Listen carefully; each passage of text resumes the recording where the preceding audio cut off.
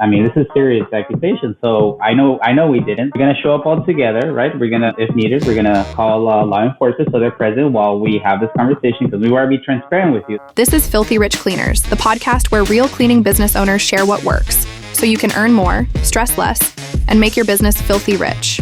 Hello, everyone. Welcome back to the Filthy Rich Cleaners podcast. I'm your host, Stephanie from Serene Clean, and today's amazing guest is Victor Migos from the Mighty Maids in San Diego, California. And Victor has an incredibly inspiring story. He has built his business very quickly from the ground up. Only 8 years ago did he open, and now he has quite the operation, and I cannot wait for you guys to hear his story. He is also a fellow listener, which is really cool. Victor, thank you so much for joining me today. I really appreciate it.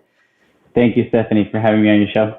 Yeah, absolutely. So tell me, how did you get into the cleaning business? I know that it was kind of inspired by your mom, right? Yeah, it's one of those stories where growing up and during the summer it was the thing to do, right? So we got to San Diego, migrated here from Ensenada, which is where I'm currently doing the podcast from. And during the summer, she would just ask me to go with her. And while we cleaned his houses, it wasn't really my calling. I think it was really difficult for as being a teenager or before that, just to go out there and help her clean and all these tasks. But it started from there. Like, I started seeing how she was able to provide for me cleaning houses, right? Just seeing how, I guess, I was inspired by the work that she would put in, being able to take me to college and being in sports teams and just providing for me and my sister at that time. It wasn't until I went to college in Long Beach where towards the end of my senior year, I was thinking of what can I do with my business degree? So I just started conversating with her and seeing the possibilities, and I gave it a go for a full year to test the Mighty Maids out and how the market was in San Diego. After that full year, I was really blown away. It was really successful, and it was something empowering for the first time to play the boss role, the CEO, the one who has now that ability to hire and talk to my clients. And just one of the things that really stuck out to me was the gratitude that most clients have, right? And that kind of relationship and feedback that we get when we go to their houses. That's what I did at the beginning. Now, the Mighty Maids is an established company in San Diego, one of the highest rated, and very proud to continue doing what we do. That is so incredible, and what an inspiring beginning and motivating factor for you, from seeing your mom do the work, you not necessarily loving it, but then seeing the reward from the clients. And I think that's a lot of what draws many owners to this work or makes us stick to it, is that gratification of seeing how we're affecting our lives, not only from the clients side, but from the employee side. So I'd love to hear about what the beginning stages of hiring looked like, any particular challenges. Obviously, you're in San Diego, that's a huge city. Like, my business is in rural Wisconsin. So I would love to hear what it's like to hire there. Like, was turnover a huge problem for you as well? Or were you able to get some really key people right away? What did that experience look like? That experience at the very beginning, it came as an offer, like, hey, if you want to try this out, I have a couple of girls on my team that are willing to or looking to do extra work, right? That's how I was really, I guess, that seed was implanted as to, okay, let's see what I could do, right? And so from there, I started doing my own marketing, looking at different channels and getting those calls. I would get those calls, ask for the information, bedrooms, bathrooms, all these details that allow us to give a quote. I would then call my mother to get some feedback. And then from there, I would call the clients and then present them in the best possible way, that estimate. I would take the girls, which was at that point was only one or two that she had left over, and I would drive them to the client's house, and I would do that walk-in, that interaction. And that's where I really learned a lot, that first year of being inside their house and kind of just talking to them and hearing their main reason as to why they would hire a maid service. That's how it started. Eventually, after we started getting more busier, then in-house was the way to go. We've been blessed with having employees ever since that come from larger families. And so it would happen that they would invite somebody that they knew, right? A friend, a family. If they had to maybe take some time off, they would make sure that they would, let's say, recommend covered. Yeah. Recommend somebody. And that's how it initially started. Now we are currently, I think, 19 girls, 19 employees. Yeah. Wow, that's incredible. So I love that you mentioned that a lot of your staff are basically bringing other staff in, and I've previously mentioned on the show before that we actually have a no immediate family rules because we got burned so much. So it sounds like you've kind of had the opposite experience, is that it's been a huge benefit to have this network of cleaners that are working with their families. How have you navigated that if there has been issues? Well, there has been, right? Like it's part, it's part of it, I think. And I was just listening to one of your most recent episodes where when you're younger, you kind of have that you really don't know that much, and so you trust a lot, right? And so and because you just transparent and honest with them, you assume that it's always going to be the same way from them to you. And so I had my few shares, bad experiences. And it just makes you better as far as the scheduling process that you have, that we have, the methods of interviewing, onboarding. That's the way so far that it's worked for us. Mm-hmm. What does training look like for you guys? I'm curious. So we have training for us. I am lucky to have two of my first girls that started with me from year one up until today. So we always taking care of them. And our relationship is really that they know that if I'm bringing more people on, is because we want to grow. We have a higher demand at that point.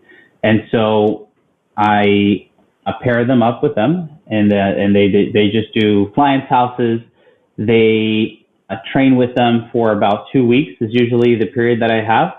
And from there, really determine if they're going to be a good fit for our model, our current culture that we have. And of course, they were able to learn the way that we'd like to clean our client's house, right? Mm-hmm.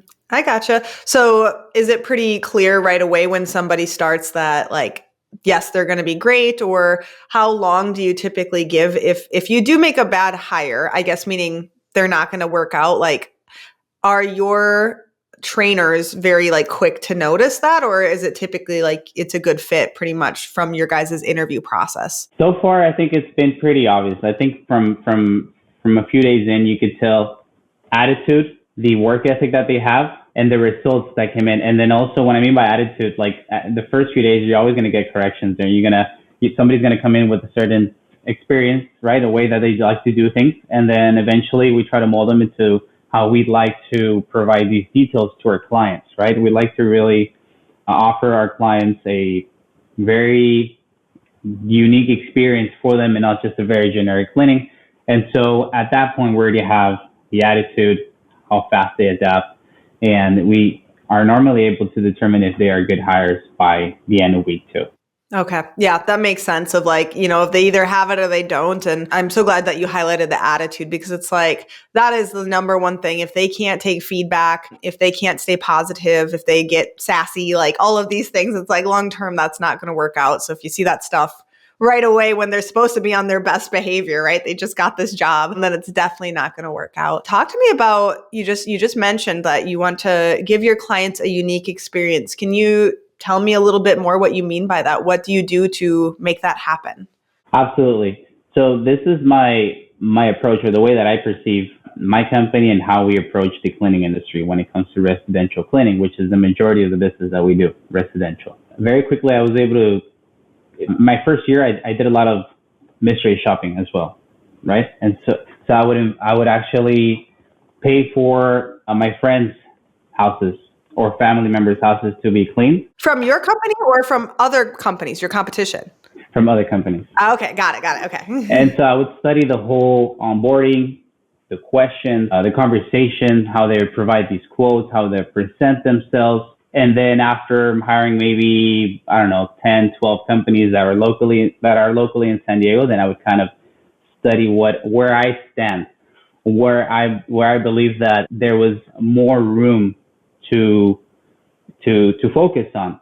And my experience at that point, and still today, is there's a lot of very generic companies that just want to get the foot in the door and just provide you a quote, and if it sticks, then we get the job. My approach was really more on making the client feel heard more than anything, right? Like there's a reason why they're reaching out to us last minute, or they really just want to get the cleaning off their hands, off their shoulders. And so the way that I would approach it is really just to listen to their needs, asking them the right questions to provide them something detailed, and just follow up with them during the process and afterwards, just to make sure that they got the experience they were looking for. I think that's a fantastic tip. And I think some of our listeners probably maybe feel a little bit like icky doing that, like they're doing something unethical or shady. So what would you say to those listeners who are having those feelings right now about secret shopping?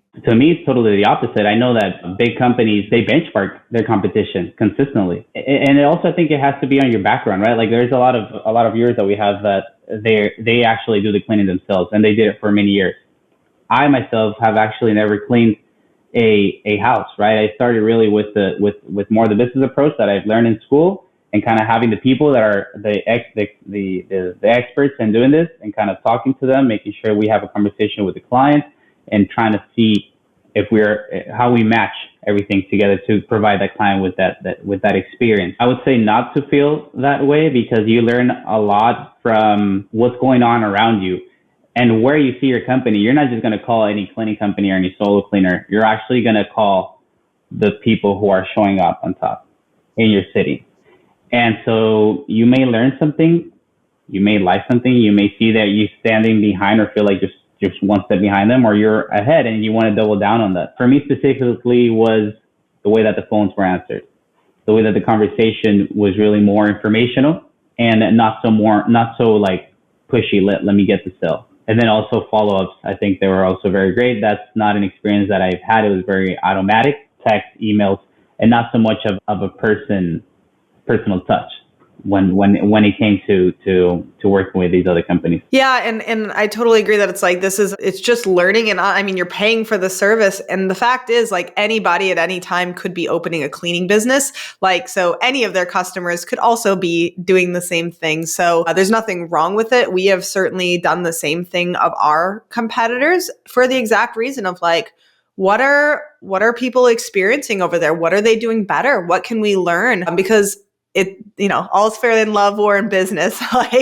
There's nothing wrong with doing that. And all it's done is given you information to provide the best service possible for your clients. And do you think that because you're you were doing this on the more established companies that have gone, from the sounds of it, more automated with the communications and things. So can you talk to me, you received the lead to their first cleaning. What does that look like? I'd love to hear that broken down a little bit more. At the moment that I received the lead, we get our VAs on the phone, right?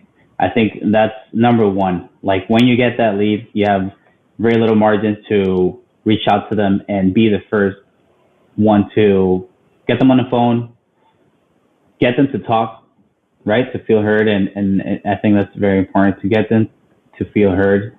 What is it that they need you for? And then being able to provide a quote right there. And then if we're not able to reach them on the phone, we always follow up by text. We get their information that they submitted online, and just try to provide them with a very, let's say, accurate quote, a low side, a high side of the estimate. Once they are in agreement and they pick a day and a time, then we send them the ZenMaid booking form, which has worked wonders for us. Just add them on the system, make sure that they get their confirmation email. We follow up with them 24 hours before, just to make sure everything's still as we planned, right? And the day of, we notify them 30 minutes before we arrive.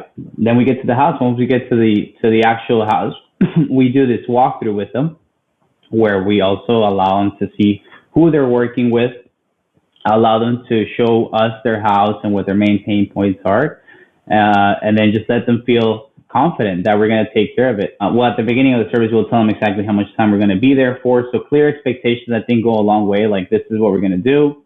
This is how long we're going to be here for. This is the results you should expect. And at the end, we offer them to do a final inspection if they're present, or my team will also document the work at the after results of the work. Would love to hear, because many of our listeners are still doing in-person walkthroughs to give pricing and feel pretty, attached to that, because and the reason I want to bring this up is because you love connection, you love having that personal touch with your clients. And I've had even just this week conversations of folks who are like, I really love that connection. And I feel that if I give up in-person walkthroughs, I'm giving up that ability to do that. And one, would love to hear your thoughts on that just generally. And two, how do you guys handle, because, we go into houses sight unseen as well, right? We do not do in-person walkthroughs. We haven't for years, and it doesn't sound like you do as well. So what happens, or what's the conversation look like, practically speaking, if what you are seeing in person does not jive with what was described during that? Like, how do you actually handle that? Are your cleaners the ones who are discussing that, or do they call you and say, hey, and then you take it from there when it comes to like the pricing and stuff? Like, can you talk to me specifically what that looks like? Absolutely. I'd love to extend more on that, starting off with with the last part that you mentioned. In the case we go to a house, first we give an estimate, a low side and a high side, based on the square footage, number of rooms, the information that they've given us, and the rating from 1 to 5, let's say, where they would say that the house is, right? 1 being the cleanest, 5 being that it needs the most work, it needs the deep cleaning. So then we base our estimates on that. Because we've been doing this for 8 years now, hundreds, thousands of houses per house in the last 8 years, then we are able to find the data and provide them a very accurate information. In the case that we get to a house, and so it happens very common, it's often, right? Like, you did not tell me that this house was going to be in this condition. And so we're very transparent with them. Yes, our cleaners would communicate that to our VAs, and our VAs would have that conversation with them at that point before we start. We want to make sure that we do this at the beginning once we do the walkthrough, before we start the cleaning, so that the client knows that we're actually in the best interest to provide them honest information. This house typically takes us 3 hours because A, B, and C is going to take us 5 hours. This is your initial quote. As we offer the service at hourly rate, then it's going to be now this quote. Do you allow us to start, or should we just stick to the estimate that we have previously talked about and do the most that we can in that set amount of time? That has been my approach. And also, one, step above is just really, if possible, asking for pictures Okay. or videos before we arrive. Right? If I'm listening, or my VAs are listening to my clients where they're telling us like, hey, it sounds like it's going to be a lot of work. It's a deep cleaning, right? And it's a big house, let's say. We try to ask for this information. And if they present it, they're very likely to then be that client who is willing to work with you and be able to share this information, feels confident. You've now gained the trust. And so it's in our best interest to provide them with accurate information. Mm-hmm. That makes a lot of sense. What about the connection side of things? Like, obviously that's important to you. Going away from in-person walkthroughs, how do you make sure that you can still, like, you're still getting what you want out of this, meaning emotionally? I think in-person estimates does very good, right? Like, efficient wise, when you're a smaller operation, when it's just you and maybe, 4, 6 cleaners.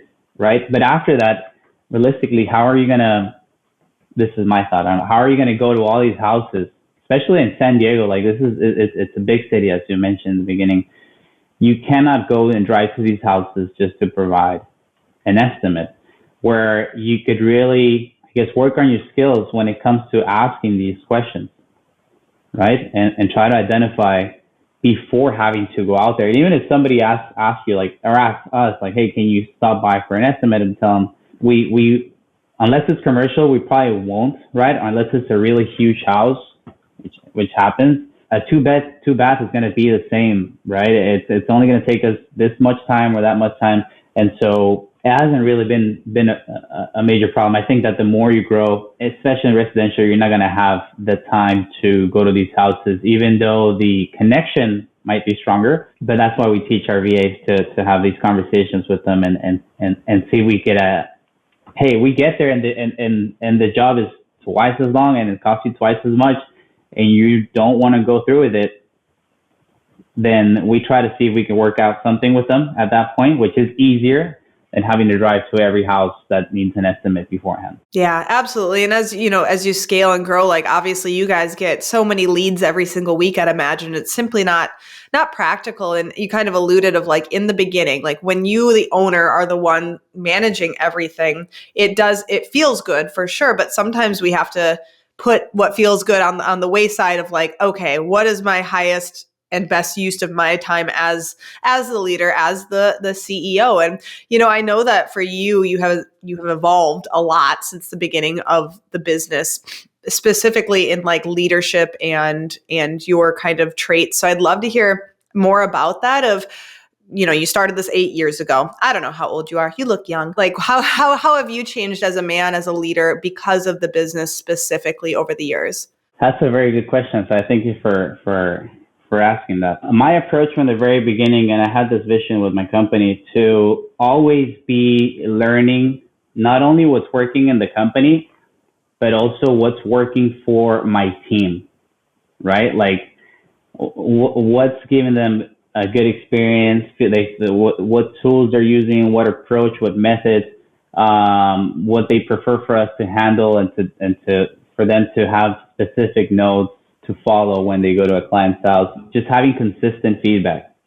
If it's daily, if it's weekly, then transform that, gather that, and be able to present that to them on a monthly basis. Talk to them what's working for them, what do they see in my company that needs adjustment, that needs improvement. More than for my clients, I work for them so that they feel motivated, they feel backed up and confident that they are being employed by somebody who really cares about them and makes this job, it's already heavy as it is, it's heavy work as it is, to make it a little bit more pleasant and more respectable for them and for the company.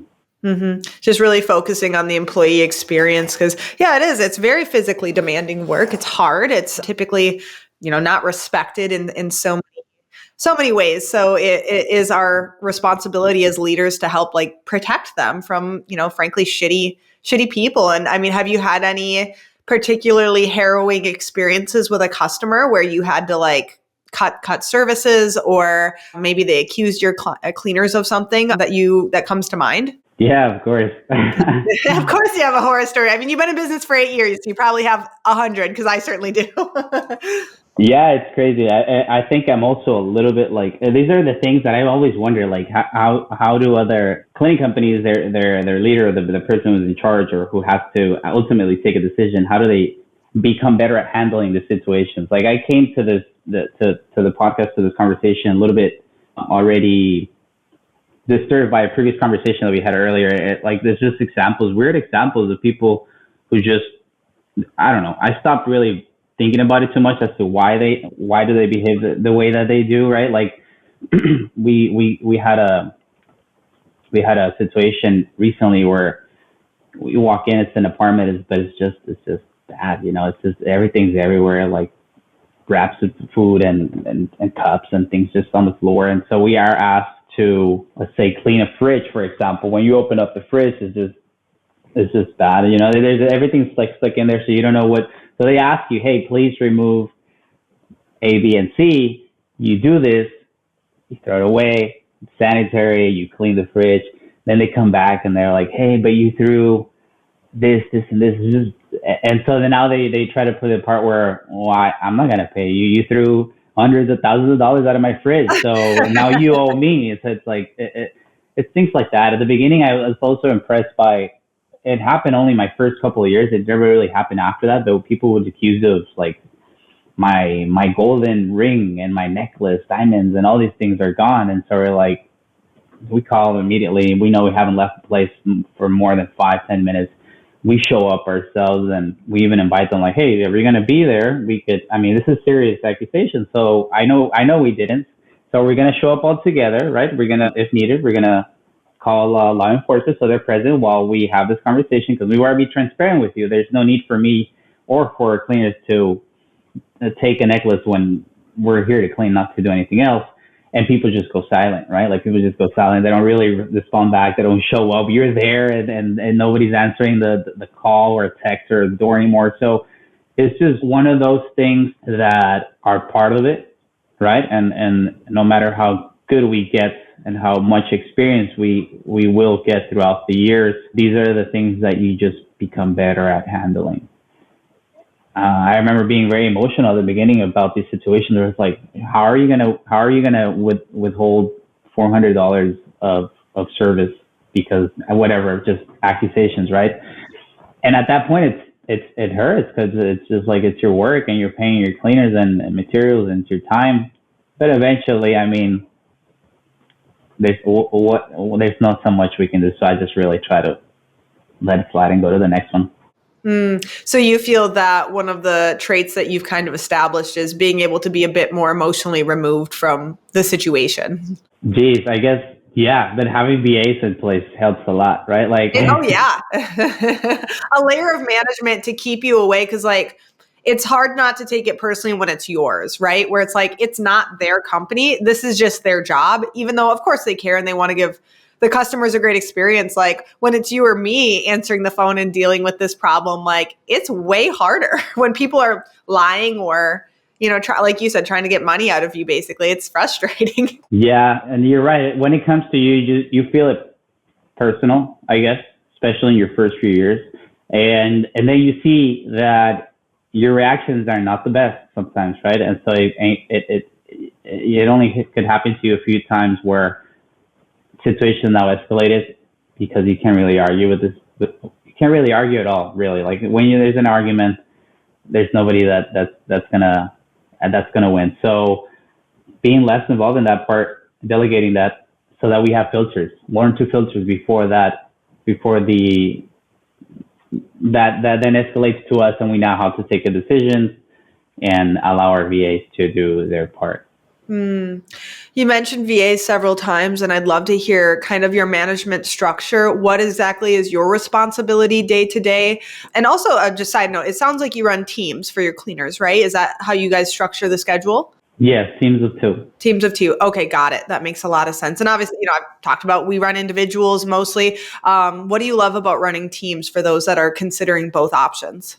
Well, that has been my only experience is working in teams of 2. I like it a lot because it allows for us to take on more work, where you could do one single cleaner could do 1 or 2 houses per day.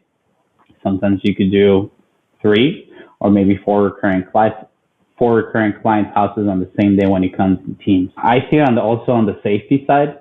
I feel more confident, and I think my girls do as well when it comes to being accompanied by somebody while being in these houses.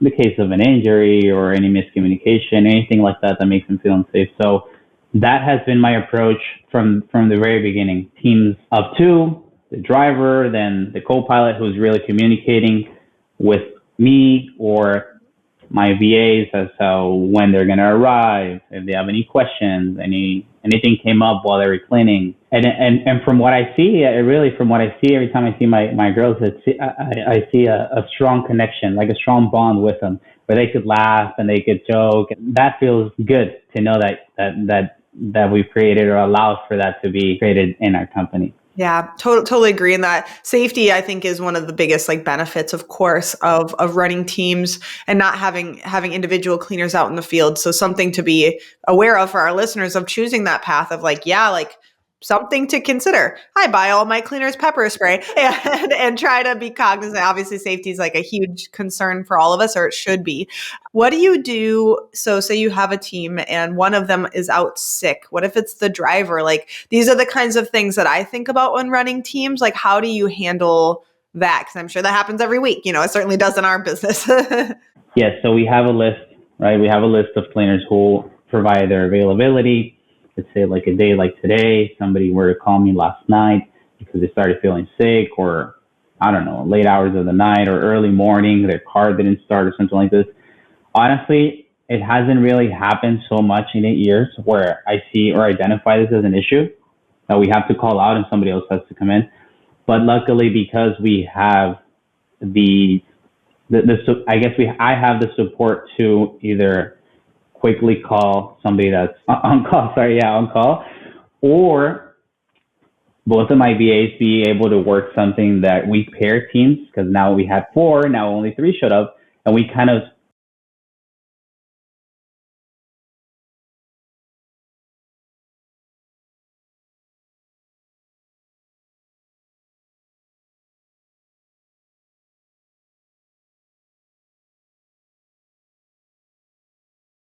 Absolutely. I'm curious, just because you're in San Diego, like, and demographically speaking, like, are most of your cleaners Hispanic, or do you have, yeah, I assume so, just based on where you are in the country. I feel like Hispanic cleaners don't call out like ever compared to, like, I have so many call outs every week. Like, you would be like stunned. I would not want to experience that.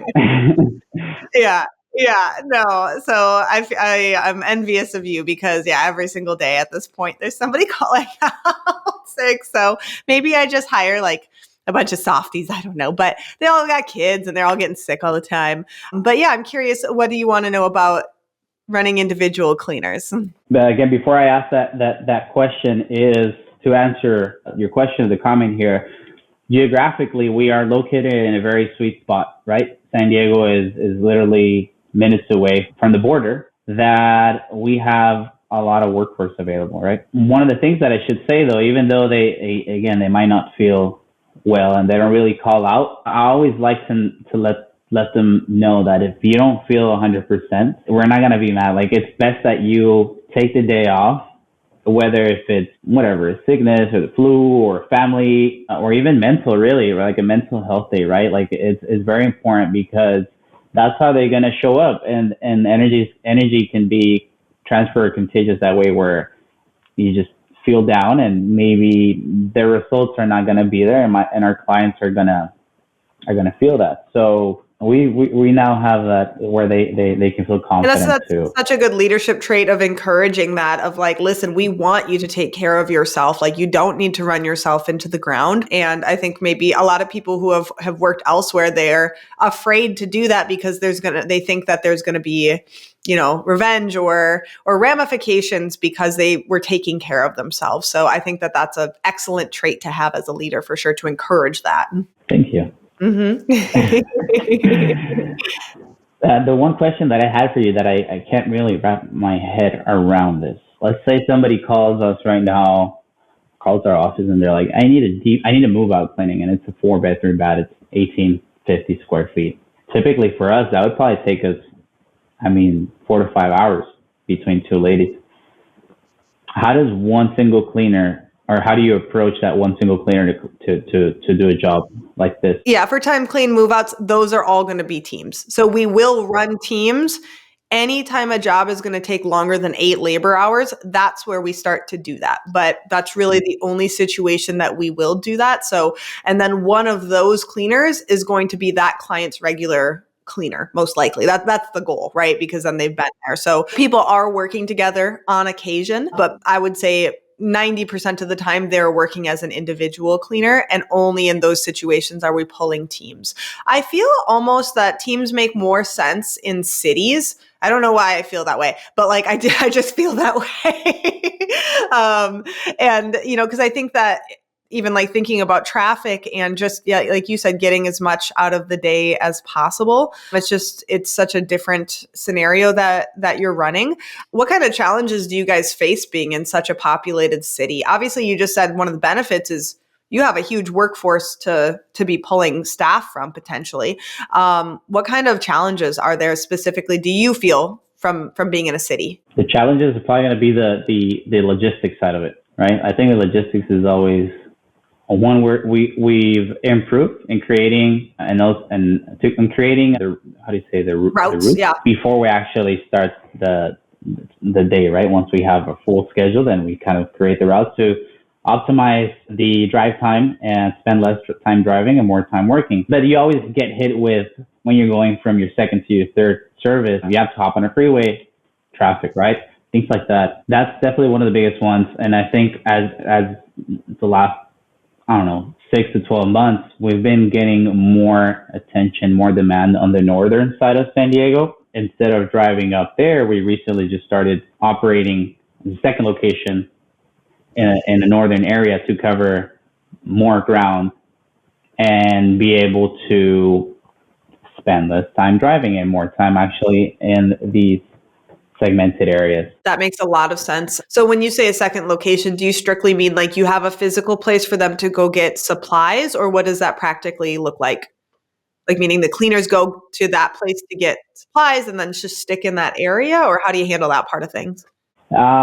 No, the second location is fairly new. There's not an office per se, but there is a location where we have somebody that's overseeing inventory, making sure that everything is being provided for, that the products, the materials that we provide our cleaners with are actually up to standard. They're looking clean. We do, and I'm very excited to have a second office in that location, which I think inevitably it will be necessary.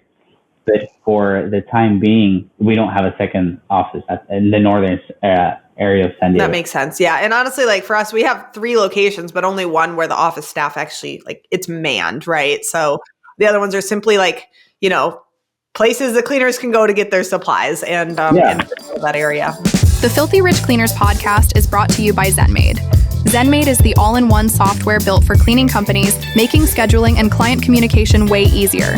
Check us out at zenmaid.com. You kind of alluded with the routing topic. I'm thinking how are you guys just literally looking at the cleaners you have available and assigning jobs like same day, or are you keeping the same teams on the same houses? I know that obviously you use ZenMaid. So what do you mean by that when you're saying we're looking at the day and figuring out every single day you're figuring out who gets what, or as far as for jobs, continuing the same cleaners with the same clients? Yeah. So we make sure that they are there. If the client is, today we have client X and they request 2 of my cleaners, we make sure that at least, like you mentioned, one of them is present, which is the lead mate. So yes, so with ZenMaid, we've always kept a record of who's going, right? And so when the cleaner, then now it becomes recurring, and they will always communicate, I want them to as my preferred cleaners, and that's the way to go. And that's how we also create some consistency and clarity, because if you have a group of cleaners, you'll see quickly who is the small group that always gets requested, right? And so it's interesting because you get to a point where these cleaners are so good that they cannot be into different clients' houses at the same time. And so we then have a secondary team of cleaners that we try out for them in the case that, hey, she's not available, they're not available today, then we always have them. Or if you'd like to maybe push the day, your appointment one day before, one day after. But that's also something that really I came to learn after a few years, how much the client values that consistency, the feeling safe, and they trust the same team in their house without them having to be there or seeing them, right? But they just want to make sure that the same team or lead cleaner that's going to be in charge of their account.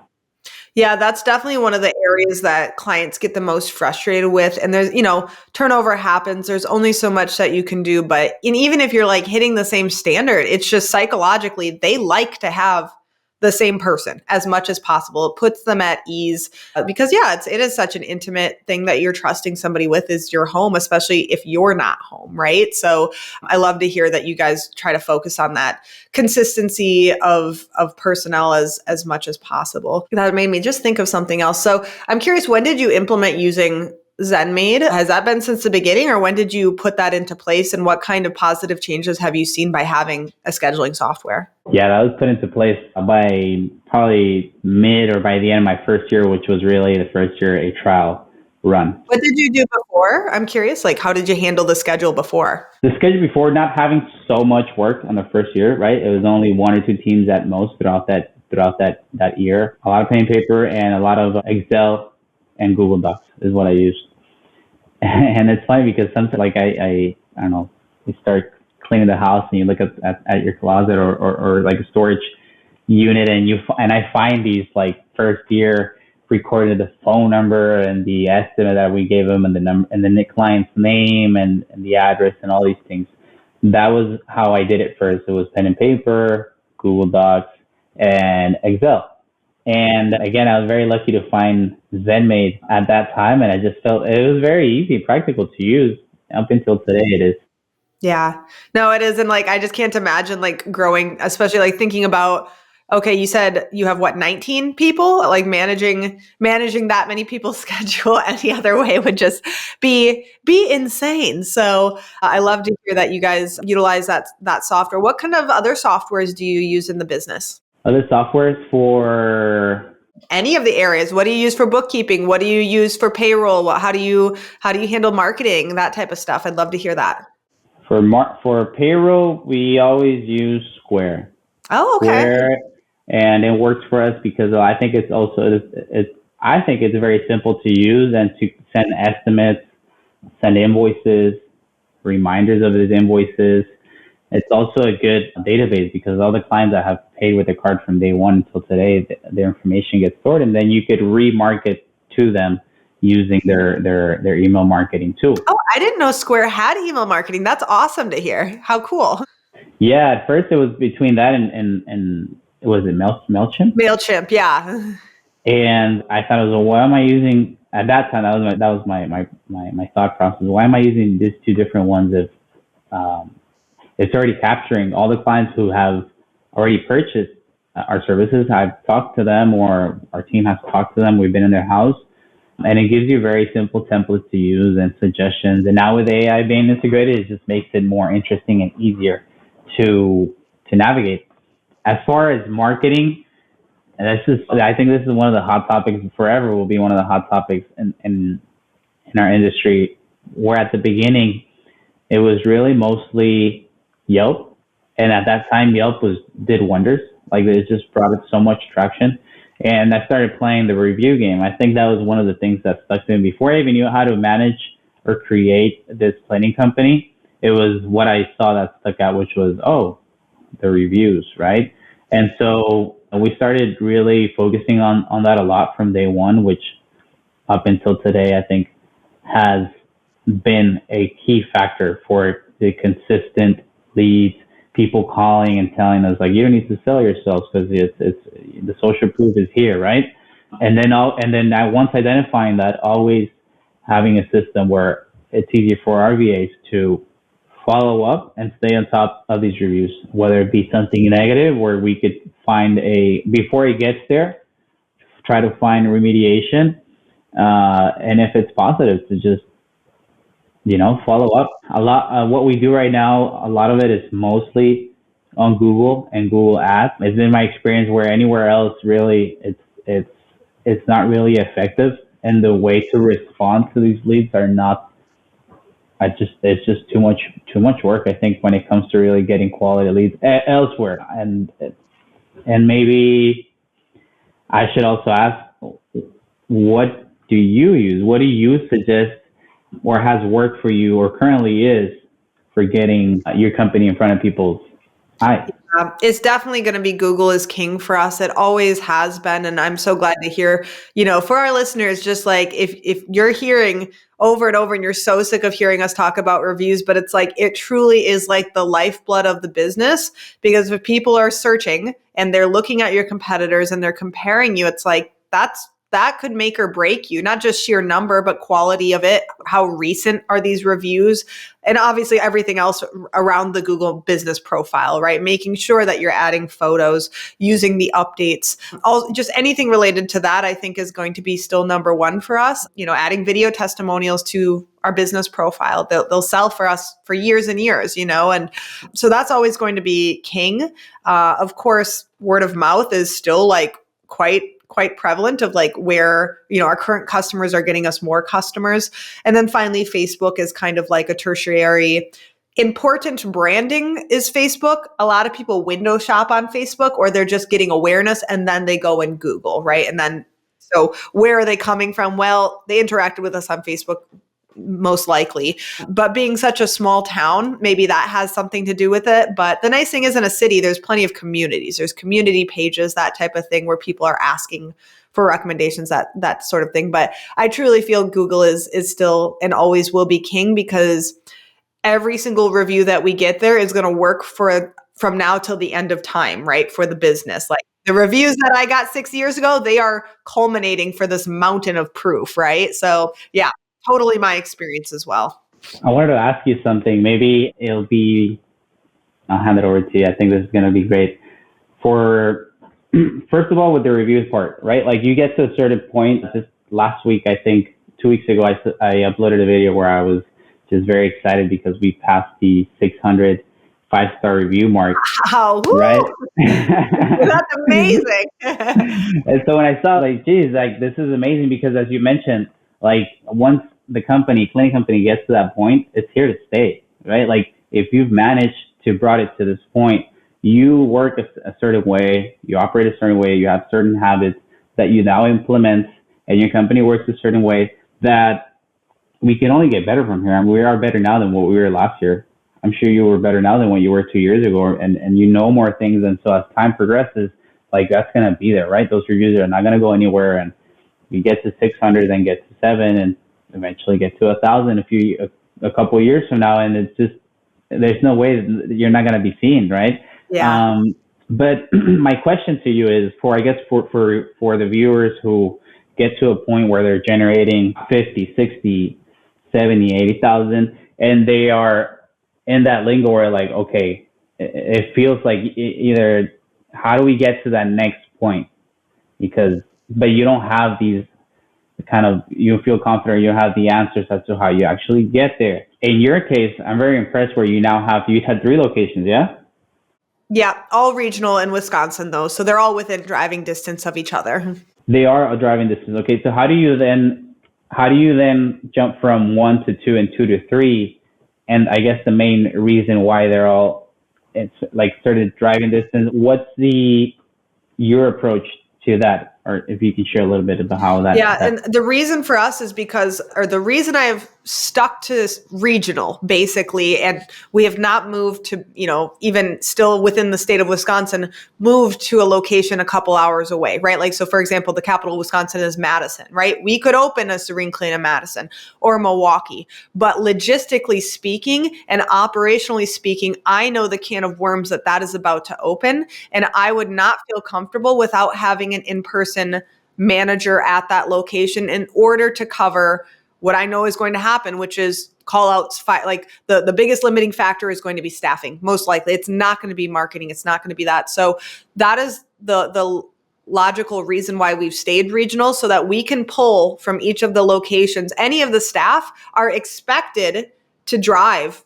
to any of our service area if need be. If we have to pull somebody from one location that's their typical service range, we will do that. It's not ideal, but it allows us to cover and get more flexible with that. Whereas that is not possible if we open further away. So when we do that, because I could absolutely see, it's still young. It's only 6 years old, right? I'm like, oh, no way would I do that right now. But maybe in 2 years, we're like, yeah, let's open up in Madison, right? That would be for me. I would feel most comfortable having some type of field manager that is doing, because we're W-2, right? So training is another thing. So I would have a field manager there that I hire to do all of the training, cover the cleanings when necessary, get supplies, all of the kind of like field stuff. Operationally, yeah, all of the phones, all of the back end management would still be done out of our main office. It truly would be about the field management. That's why I would do that. And then if we are going to get into the commercial side of things and have to do walkthroughs, that person would also be responsible for that. So if I would take that next step, that's how I would do it. And then, yeah, all of the everything is exactly the same, right? When it comes to the back end stuff, like that can be done anywhere, literally from anywhere. The marketing and stuff can be done from anywhere. In-person networking could also be something that field manager would be responsible for, because obviously hitting the ground can be very useful when you're getting into a new market and making those connections. So it can be done. It maybe will be done someday for Serene Clean.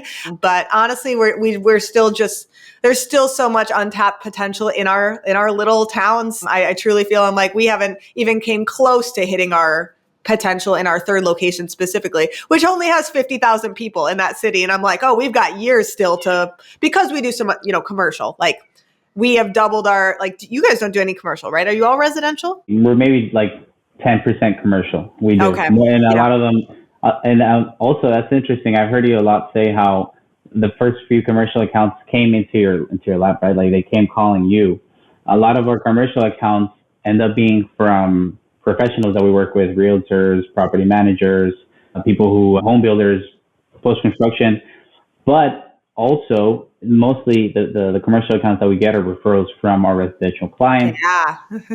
How do you now approach new commercial accounts that don't necessarily come to you calling for help? I got a lot of our commercial from cold calling, cold emailing, and just doing drop-offs, literally having my grandma take donuts with sales sheets and dropping off, or me doing that and making that in-person connection and getting past that gatekeeper, meaning that administrative person who does not want to see salespeople. That's why you bring the donuts. So that was very, very fruitful for us. And especially during COVID, like I remember how many commercial I got from cold calling, cold emailing. If I were to do it again, like meaning, right now we are not pushing for commercial growth at all. This year has been like horrific with turnover and all of these things. But when I am ready to push for commercial, there is a software called Cohesive AI, which is specifically used for procuring or going after leads for services like us, local services. So that is a AI software that I would definitely use. I've seen a lot of owner friends who have had success in a particular franchise that I work with. They use that software. So that's what I would do for going after commercial. It's much harder to get commercial. Of course, it is so much harder to get commercial, but once you get it, it's so sticky and huge jumps in revenue, of course. So it's attractive for a lot of reasons. Absolutely. Is that something that you ever foresee you going after, is bigger commercial, or do you really feel like bread and butter for you is going to be residential? Okay. So I'm going to open up on that part because I've always seen every time we go to like different cleaning, let's say events, mixers, like ISSA or anything that happens around year round, I see that there's a lot of potential in commercial, right? And so you hear that part where revenue is a huge influencer, right? You want to make sure that your company grows and that you have steady work, whereas residential, it's a lot of seasonal. Right? And so sometimes you're riding the wave and you're very, very happy because your schedule is full. Now you quickly have to look for additional help for the demand that's currently going in. And then you have these moments where you're like wondering, where's the work? How come people are not really calling that much? Or where are my clients taking pauses? Things like that. And so I've tried it. I haven't really dived in full to it because, as you mentioned, it's just a lot of going back and forth and being in person and trying to jump over the gatekeeper. And now that there are these like softwares, as you mentioned, AI, that could really help with the cold emails and approach. I never closed the door to it, and I look to learn from others in our industry who have made the switch or are doing a little bit of both. But ultimately, to be real with myself, I think that residential is something that let's say motivates me a lot. Like I feel more like in control. I feel more that I know this industry and so that ultimately wins for me. Like when I see this, okay, let's try to get commercial, but I see that it's just, I don't know, just for me, it works so much better to do residential. But the way that I am, I think ultimately there will be a point in time where I get commercial accounts and I start learning the ropes there, and I start seeing the whole art of kind of going back and forth and getting more. I think it has to do a lot with being networking, right? And getting to know people to actually get your foot in the door. So that's where we're currently at. And maybe about 90% residential, 10% commercial. Well, and obviously it's working for you. And that's the thing is like, don't always quite like if something's going really well, then it's like, why do we need to change anything? Right. And like you said, only when things are going like not so well or leads are stagnating or what have you, but always asking like, why do I want to do this? And is that why worth the cost of what it's going to take in order to make that happen? Or meaning you're going to be less focused on residential potentially. And that's where some of our guests have absolutely said, like, do not do both. Like stick to one because you're going to lose focus. And that's absolutely there has been many challenges by trying to juggle both, and it can be incredibly overwhelming at times. And it also has it's forced us to make decisions of like not every, like most commercial is probably not going to be for us because it's going to be in the late evenings, right? So we're not going to do whole different specific types of industries because it's like, this is evening work and we're not really wanting to take any late evening on. Like we'll take early evening on or whatever, but it's harder to staff. When things go wrong or those cleaners call out, like it adds a lot of complexity that you simply don't have to deal with if all of your cleanings are happening during the day. So it's something to consider for sure that the juice can be worth the squeeze, but it just depends what you're willing to sacrifice or willing to pay to have that coverage. Right now, you have to have maybe a nighttime on call or what have you. So a lot of things to consider. It's not just like, I know I talk about it all the time on the podcast because it's just been a part of the Serene Clean story is a ton of commercial, but it doesn't mean it's for everybody. So not everybody needs to jump into it necessarily. You mentioned, I think very important, what you mentioned is the why, right? Like think about it. Are we chasing really just a number and a higher income and really going to become that person, whatever it takes to get those commercial accounts? What's your why? And I think that's what brings me down and centers me once I get to that tool. Like, am I doing both? Am I doing this? Am I sticking to residential? I think we should really ask, why are we doing this?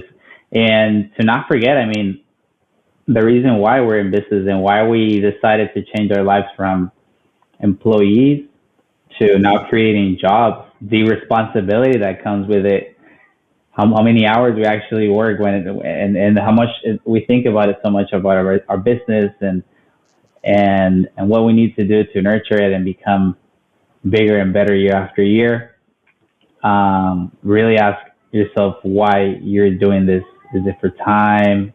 Is it, I don't know, to just have more time to enjoy doing the things that you love to do, which I think ultimately that's the main price in life, to get a chance to do the things that we love the most. Yeah, absolutely. And I think that even just saying that of like, oh, why haven't we opened more locations in Wisconsin? It's like, well, that would take up more of my time for maybe like if the only gain is financial, I don't really care about that anymore like I used to, or I'm very comfortable. So that comfort has been like, ooh, do I really want to do that? And like, is that really what I want to do? Or is this my ego saying, I want it to be really big? Exactly.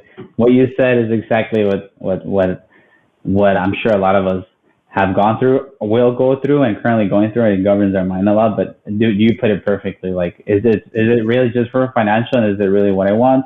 Or it's okay to be comfortable and really dominate your area. Yeah. And there's so much pride in just building something truly great, right? Like that is, or one could say mighty, perhaps. Growing something very mighty is a fantastic feeling, and like it's our pride and joy, right? But not getting too wrapped up in like more, and that's a tough where is that, right? Especially when you have this entrepreneurial drive. Like I needed to be obsessed and psychotic in the beginning years. Like, this is relaxed, Stephanie. You don't know that person. Like, she was an insane nutbag because she had to be in order to right. In order for you to be established and grow and do what you do now. And I think it's amazing what you do because you're like a voice to a lot of people, right? There's so much. Like, it's something that you started and you were that way for a reason. You were a different version of yourself. Same person, different version, different stages. But now it's like, dude, people listen to you from all over the country. Thank you. To get some type of reassurance and to learn and to just know that they're not in it by themselves, which is something that happens a lot, right? Being a business owner, I think we can only talk about it in the cleaning industry, how sometimes it just feels not only overwhelming, but like you feel that you're alone in this because you don't work with other bosses. You are the one who has to take this decision. So I congratulate you on everything that you've done and what you continue to, the value that you bring to our community. Oh, well, thank you, Victor. That's so sweet. And I love connecting with fellow owners, and also like even just this conversation showcasing like the myriad of different paths that we can take to all get to the same thing, right? Like you built this from nothing, just like pretty much everybody listening right now is building theirs from nothing, and you don't know where it's going to be in 5-10 years. And that's really exciting. And as difficult as it may be for whatever is going on for everybody listening, it's like, this can be a really incredible thing, and you just don't know. You just have to keep going, right? So I'm sure tenacity and perseverance has been a huge reason that you have been successful. And, you know, if you were to talk to your younger self, like who was a year in, what would you say to him? Dude. If I were to talk to I'm a person who really just wants results fast and can't really see that what's going to happen a few years from now. But if I could talk to myself, I would tell me to relax and focus and enjoy the process. Enjoy the process so that you're not really feeling that, oh, what's going to happen next? What I need to do next? And just really enjoy the process, and to have that reassurance that things will go well, because that's just how they do. Yeah. Well, thank you, Victor. Where can our listeners find you or follow you if they want to follow the Mighty Maids journey? The Mighty Maids is in all platforms, Instagram, Facebook, under just the Mighty Maids name. Awesome. Well, we'll definitely link that below. Thank you so much for your time today. This has been so wonderful getting to know you, hearing your story. And everybody listening, leave Victor some love in the comments. Hit the like, hit the subscribe, join the Zen Maid Mastermind if you haven't already. We'd love to see you there. And we'll see you on the next episode of Filthy Rich Cleaners. Bye-bye. If you enjoyed this episode of the Filthy Rich Cleaners podcast, please be sure to leave us a 5-star review so we can reach more cleaners like you. Until next time, keep your work clean and your business filthy rich.